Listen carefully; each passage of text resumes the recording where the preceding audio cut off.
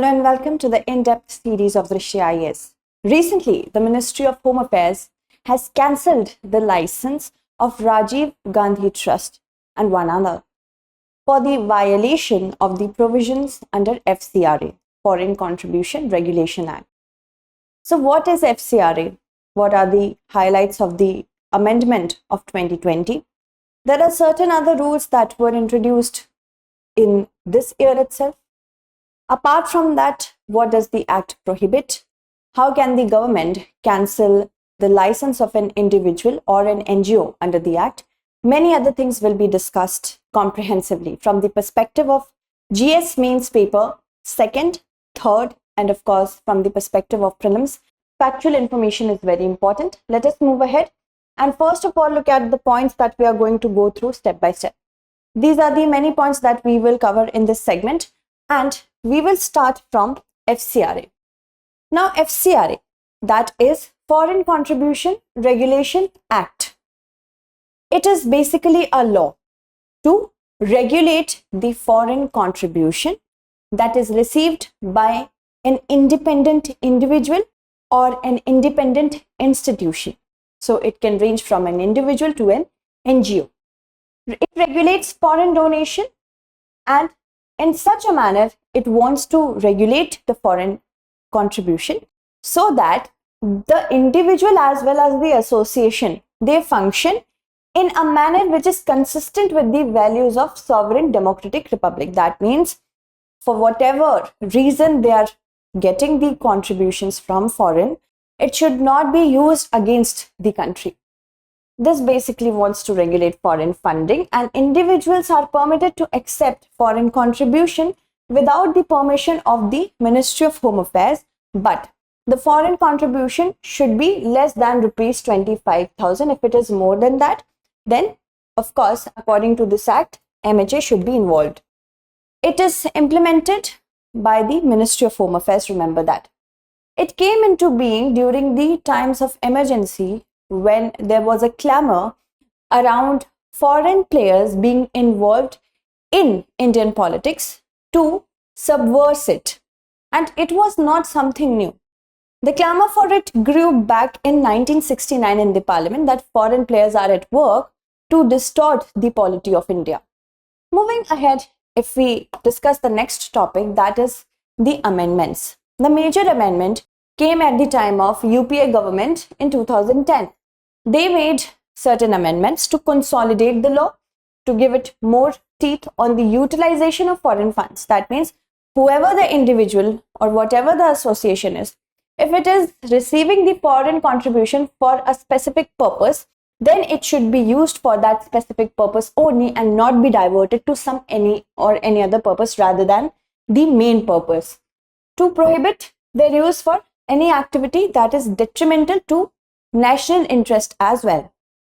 Because if an individual or any NGO is receiving foreign contribution and money, they might get involved if the foreign contribution is ill in nature.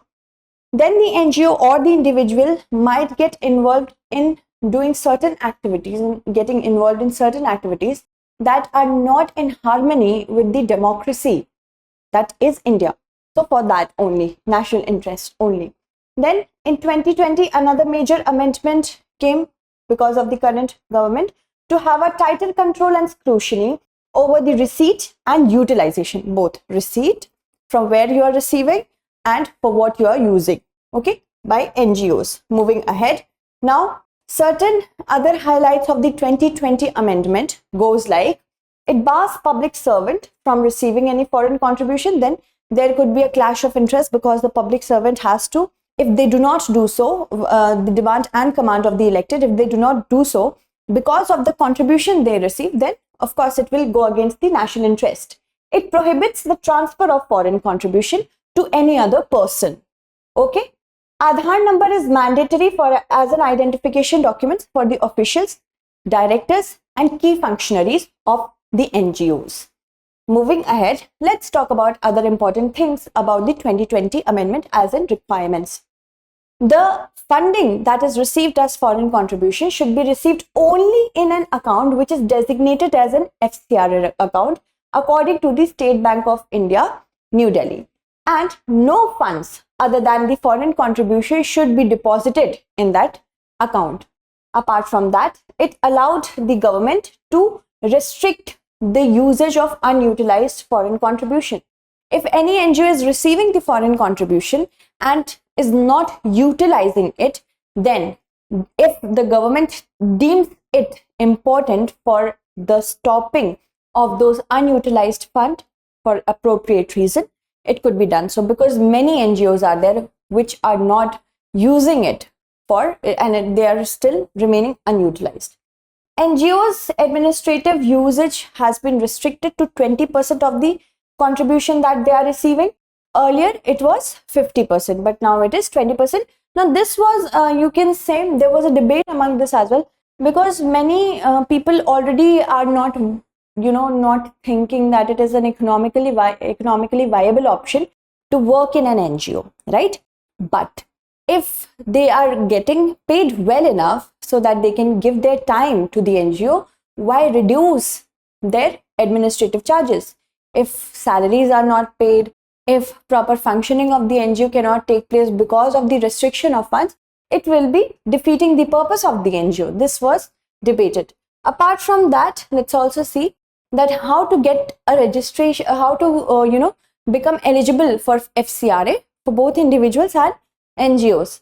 First of all, you have to be registered under the Act according to the provisions of the Act. One has to open a bank account for the receipt of the foreign funds in State Bank of India, New Delhi, and to utilize those funds only for the purpose for which they have been received. This is one of the criteria. If you're saying that I will use these foreign contribution in the document when you apply for it for educational purposes, you cannot use it for any other purpose. You cannot donate or do something for blind children or orphanage. But if you're using it for educational purposes, then you have to show the entire process.